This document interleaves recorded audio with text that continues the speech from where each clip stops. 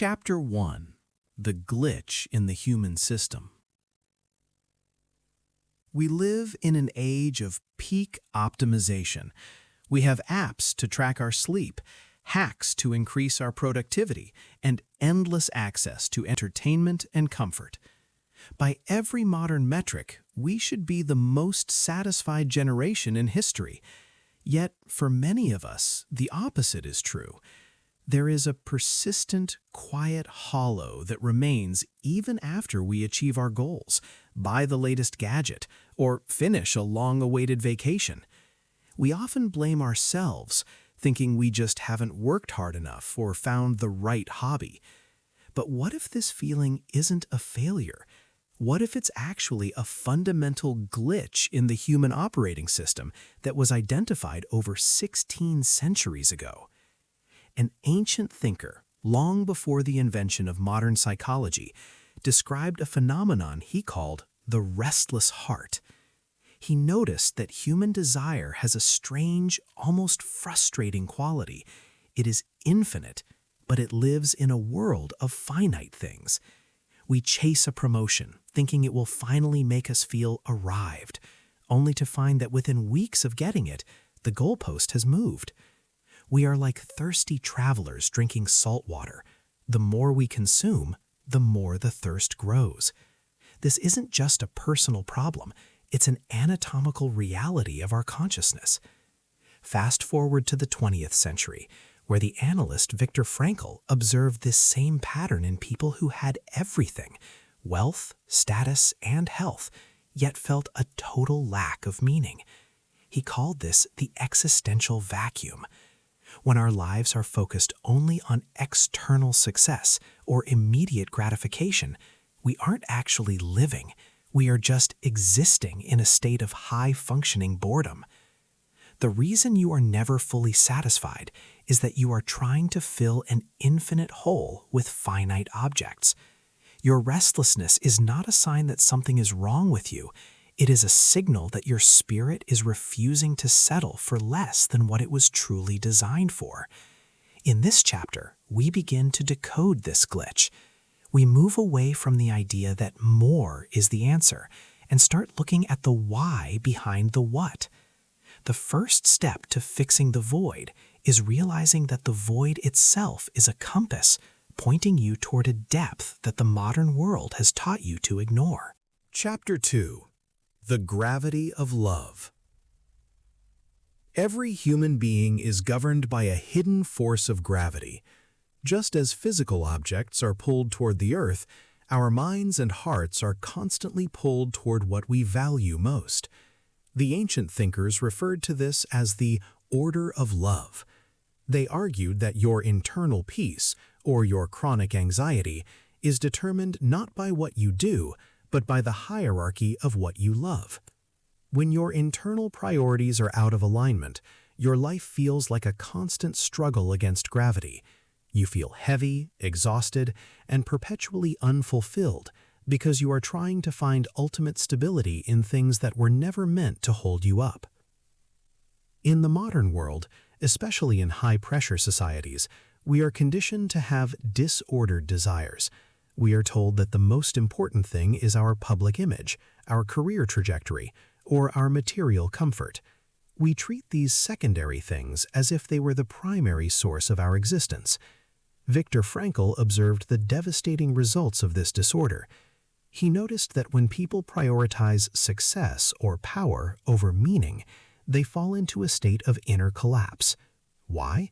Because you cannot find lasting meaning in things that can be taken away from you. If your identity is tied to your job, what happens when the job is gone? If your worth is tied to your youth, what happens when time passes? The solution isn't to stop wanting things, it's to reorder what you want. Think of it as a psychological recalibration. When you put a weighty meaning at the top of your hierarchy, something like service, a deep conviction, or an unconditional purpose, everything else below it begins to fall into its proper place. Your career becomes a tool, not a god. Your comfort becomes a resource, not a trap.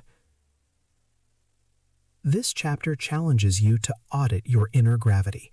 What is the one thing you are most afraid of losing? Often, that thing is what is currently sitting at the top of your hierarchy, causing your restlessness. By learning to love the permanent more than the temporary, you don't just find meaning, you find a lightness of being. You stop fighting the world and start moving with a sense of ordered direction that nothing can shake. Chapter 3. The Internal Compass. Listening to the Silent Voice. We often think of decision-making as a purely logical process, like solving a math equation. We weigh the pros and cons, calculate the risks, and look at the data. But there is a deeper layer of human intelligence that often goes ignored in our noise-filled world. This is the internal compass. Ancient observers noticed that there is a silent voice within the human mind that acts as a sensor for truth. It doesn't shout, it whispers. It's the feeling you get when you're about to do something that contradicts your deepest self, or the sudden clarity you feel when you finally choose the difficult but right path. Viktor Frankl referred to this as the organ of meaning. He argued that we don't just invent meaning, we detect it, and the tool we use for this detection is our conscience. For Frankl, the conscience isn't a set of rules imposed by society, it is a spiritual instinct. It is the ability to hear the call of the moment. In a culture that values hustle and constant activity, we have become deaf to this internal guidance. We look for answers in podcasts, influencers, and experts, while the most accurate GPS for our lives is already built into our own psychological framework. When we combine this with the idea of the interior master, we realize that we don't need more information, we need more attunement. The existential vacuum is often just the silence that follows when we have tuned out our internal compass for too long. If you feel lost, it's probably not because you lack a map, but because you've stopped listening to the navigator. This internal voice knows the difference between a goal that will satisfy your ego and a goal that will satisfy your spirit. This chapter is about learning to trust that silence. It challenges you to stop asking the world what you should do and to start asking yourself what the situation is asking of you. When you align your actions with this internal compass, the friction in your life begins to vanish. You stop being a victim of external circumstances and become the pilot of your own destiny. You discover that the path to a meaningful life isn't found in a book or a screen, but in the quiet, persistent guidance of the voice that has been waiting for you to listen. Chapter 4. The Archive of Experiences. Why Your Past is Your Power. We live in a culture that is terrified of the past. We are told to live in the moment or to look only to the future, as if our history were a heavy chain dragging behind us. We fear that as time passes, our achievements, our loves, and even our struggles fade into nothingness. But this fear of loss is based on a fundamental misunderstanding of time. An ancient perspective, later validated by the deepest existential psychology, suggests that the past is actually the safest place in the world. It is not a graveyard, it is an indestructible archive. Think of your life as a field. Every action you take, every hardship you endure with dignity, and every person you help is like a seed planted in that field. Once a moment has passed, it doesn't disappear. It moves from the transience of the present into the permanence of the past. Viktor Frankl used to say that nothing in the past is lost, but everything is irretrievably stored. He called this the storehouse of being. In this view, your past is not a burden, it is your ultimate power. It is a collection of realities that no one can ever erase. Even if your future feels uncertain, your past remains a solid monument of who you have been and what you have accomplished. When we view our history through the lens of a palace of memory, we stop feeling like victims of time. We realize that our suffering, especially the pain we handled with courage, has been harvested. It has become part of the foundation of our character. In the high-speed environment of the 21st century, where we feel constant pressure to be more and do more, there is an immense psychological relief in realizing that your value is already recorded. You are the sum of every meaningful choice you have ever made. This chapter invites you to re-examine your history. Stop looking at your scars as evidence of failure and start seeing them as items in your archive of strength. You don't have to worry about your life being wasted if you have used your time to actualize even small moments of meaning. By acknowledging that your past is safe and eternally present, you find a deep, quiet confidence. You realize that you are not walking towards a void, but rather you are building a legacy that is already complete in the storehouse of being. Chapter 5: The Architect of the Soul. Building Resilience Through Choice. In our daily lives, we often feel like victims of our environment. We blame our stress on the economy, our frustration on our boss, and our unhappiness on our upbringing. We act as if we are merely products of our circumstances. But a profound psychological truth remains. While we do not choose the cards we are dealt, we are the absolute architects of how we play them. This is what we call the defiant power of the spirit. It is the realization that between a stimulus and your response, there is a space. In that space lies your power and your freedom. Viktor Frankl observed this in the most extreme conditions imaginable. He saw that even when every physical freedom was stripped away, the one thing that could not be taken was the last of the human freedoms, to choose one's attitude in any given set of circumstances. This is the act of self-transcendence. It means that you are not just a biological machine reacting to inputs. You are a conscious creator who can decide what a situation means. If you view a challenge as a threat, you will feel anxiety. If you view it as an assignment or a test of your character, you will feel a sense of purpose. This is where your life becomes a work of architecture. Every time you face a difficult day and decide to remain patient, you are adding a stone to your inner citadel.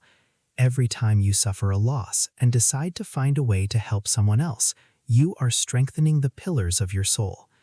Ancient wisdom suggests that the soul is not something you are born with fully formed. It is something you forge through the heat of your decisions. You are not a cog in the machine. You are the engineer of your own resilience. This shift is revolutionary. It means that your current crisis is not an obstacle to your growth. It is the very material you need to build your strength. In the high-pressure environment of modern society, the architect mindset is the only thing that prevents burnout. When you realize that you are the one who gives meaning to the event, you reclaim your power. You stop asking, "Why is this happening to me?" and start asking, "What is this calling me to become?" By taking responsibility for your attitude, you transform from a passive observer of your life into the master of your destiny. Chapter 6: The Final Synthesis: Living with Unbreakable Meaning.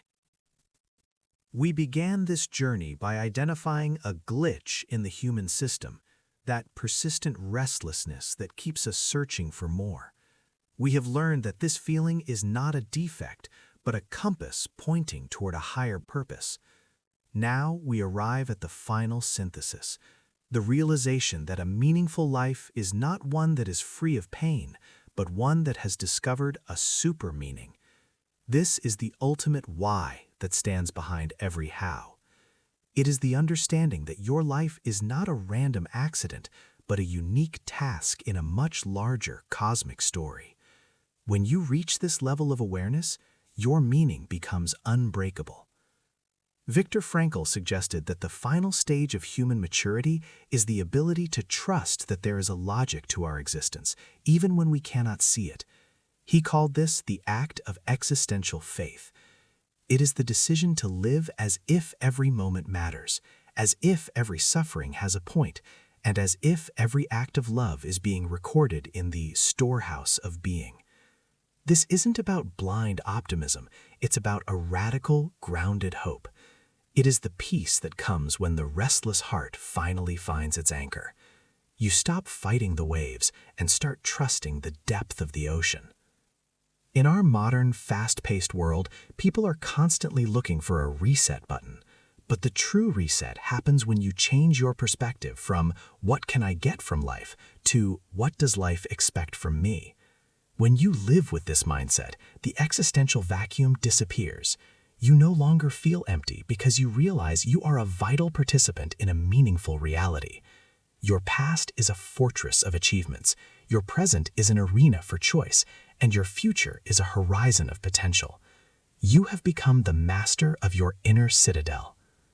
This is the end of the search, but the beginning of a new way of living. You are now equipped with the tools to navigate the storm. You know how to order your desires, listen to your internal compass, and forge your soul through the heat of your decisions. Go forth with the quiet confidence of someone who has found their center. You are a being made for the infinite, and your life, exactly as it is an assignment worthy of your best self. The search for meaning is over. The living of it has begun.